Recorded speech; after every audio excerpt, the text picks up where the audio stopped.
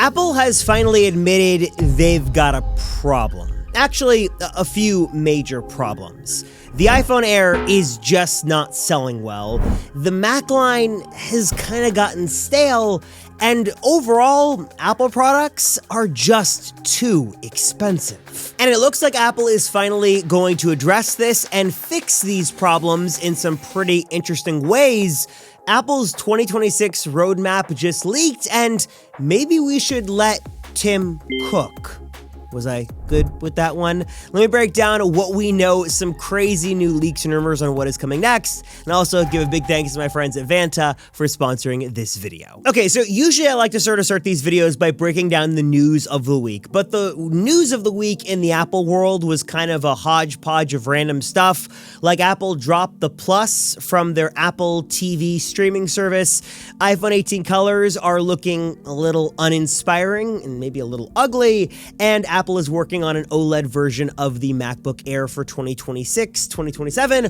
All of that is fine, but before all that happens, we kind of have to rewind a bit before the end of 2025, as there still are a couple of products lingering around Cupertino that are set to be launching before the end of the year, like at any moment now, and we're learning right now it's likely going to be an all-new HomePod Mini and a new Apple TV. Now, on one hand, these are kind of some of the more boring Apple products. They're a little understated, kind of underwhelming, but they could be seeing some nice little upgrades. For example, the Apple TV is honestly kind of holding its own in the sort of smart home sort of media category, even with sort of apps on smart TVs, but at $129, it's pretty expensive. So we're hearing that what Apple could do is upgrade that higher end version of the Apple TV with some new Dolby Vision stuff and probably a faster processor and Apple chips in there for Wi-Fi and things like that. But there's also been this rumor kicking around for a cheaper version of the Apple TV, something $99 or well under $99, maybe something more akin to like the Roku stick that could give you a lot of the luxuries of the Apple TV, but in a way smaller and more budget-friendly offering. It's a similar story for HomePod Mini. New colors are coming, likely some new silicon inside. We know that Apple kind of is going to redo all of their home devices in 2026, so nothing here is going to be crazy, but if you're looking to snag one of these devices or both before the end of the year, definitely just wait because new refresh models will be coming soon. And that's mostly how the year is going to end. We're going to get into the holiday shopping season, Apple's going to push the new products they've got, and then all eyes are on 2026 with a couple of lingering problems that Apple needs to solve, specifically with the iPhone Air. Now, as much as Apple likes to tout this thing as being the most revolutionary, thin, lightweight, earth-shattering phone ever, and it is really cool, it still has a problem. Sales of this thing just aren't as strong as Apple has expected they would be, and Apple has had to continually cut production because, presumably, according to the data, no one's really buying it. Now, on one hand, this is sort of the story we hear every single year. Apple tries a new phone, and it just doesn't take off. They tried the Mini, didn't work. Tried the Plus, didn't work. Now they try the Air.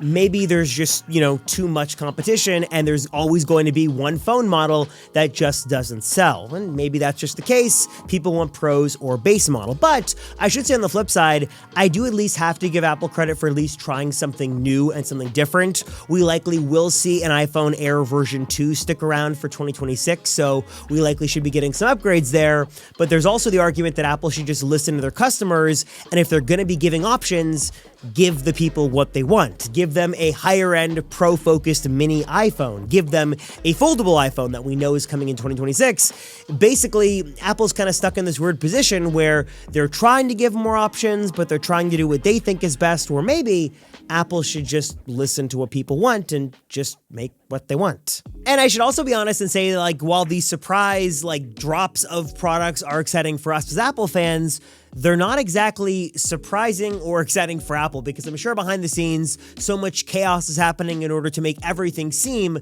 seamless and like a surprise for their customers, which isn't what companies want these days. They want excitement, of course, but they also want security, they want stability, and they want scalability, which is exactly where Vanta is here to help. Think of Vanta like your always-on AI-powered security expert who is scaling with you. It's automating those complex and mundane, time-consuming compliance tasks that you've got to do. It's monitoring your controls, and it's sort of giving you this single point of reference for your compliance and risk, so you can focus on building a great business and serving your customers, but also at the same time, you've got a business there that your customers can rely on and trust. Doesn't matter if you're a small startup just getting started or an established company, Vanta can seamlessly fit into your existing workflows. And with customers like Atlassian, Snowflake, Writer, and Cursor, you are in very good company with an industry leader that is loved by so many around the world. And if you guys want to learn more, you can obviously hit the link down below or scan the QR code on screen. And teaming up with Vanta to give you guys a special $1,000 discount, little special offer for you guys. Again, all you got to do to learn more is scan the QR code on screen or hit the link down below to learn more and check out Vanta. And I know Apple's whole mantra is they know better than the consumer and they show you what you want before you know you want it. I know there's a big Steve Jobs thing, but honestly, that has kind of been true, but also not so much in recent modern Apple history. For example, one of the best moves Apple made over the last couple of years was doubling down on fixing the MacBook Pro. They got rid of the butterfly keys, they axed the touch bar, they brought back ports, they gave people what they wanted, and people have been very happy. And the MacBook Pro has been super successful ever since that transition. Though we have heard things have gone a little stale over the last couple of years, people kind of want a little bit more movement in that space, which is why 2026 is pretty exciting, as that is when Apple is going to be giving us an OLED version of the MacBook Pro with a beautiful, bright, vibrant OLED display, super high quality. And then we're also hearing that screen would support touch as well. So for the first time ever, we'd be getting a touchscreen Mac in the form of a MacBook Pro, which definitely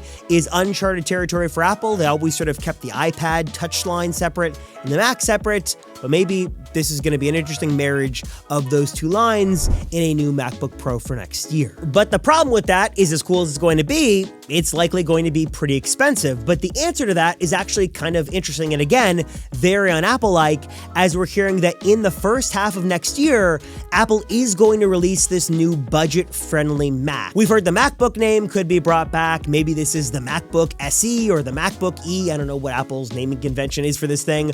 Basically, a well under $1,000 laptop would come from Apple, kind of competing with the Windows laptops and the Chromebook. So this would have an iPhone processor inside. It would have a lower quality screen akin to the more budget-focused iPad. Nothing bad, but not as high-end. And we're hearing the price could be maybe $600-700, depending on if it's education or if it's for the consumer. We don't know all the specifics yet, though Bloomberg does say this will be a new design, and it will not be a recycled design, so it's not going to be the same old MacBook Air we've had for a while now, and could be a pretty big move for Apple, finally actually jumping in to more of the budget market. And Bloomberg is also reporting that the smart home ecosystem is one that Apple really does want to jump into in 2026, which kind of on one hand is like weird, like why would Apple want to make smart locks and doorbells and cameras and sensors? But on the other hand, maybe this is a new Apple ecosystem they can explore. HomeKit and smart home stuff is a popular thing in many areas of the world. And if Apple could do what they did with the AirTag in this arena, that is make a really reliable, really affordable, easy to use product, maybe this would be a good thing. Like maybe you could have insanely good image quality and really easy to set up security cameras for a very affordable price that just automatically worked with HomeKit or other sensors and switches and thermostats. It seems, again, like the theme of this video, very uncharted territory, weird for Apple, but maybe if they could sort of go the budget route and make really great stuff for a really good price, this could be a new area that could be like a new frontier that they could jump into and do a lot of great things with. Again, seems like it's going to be a bit of a big bet into this smart home arena, but it's one that Apple, for better or worse, is going to pursue in the new year, and you'll control all this with Apple Intelligence and this new HomePod with a screen thing, whatever it's called. Would you buy an Apple HomePad to control your smart home? Is this something you even care about? Also, budget MacBook, are you interested in that? Yes or no? Drop a comment down below, let me know. Appreciate you guys. Hope you enjoy the Apple news of the week. As always, I appreciate you watching and sticking around. Thanks as always. I'm Robert Rosenfeld from the Apple Circle, and I'll see ya in the next one.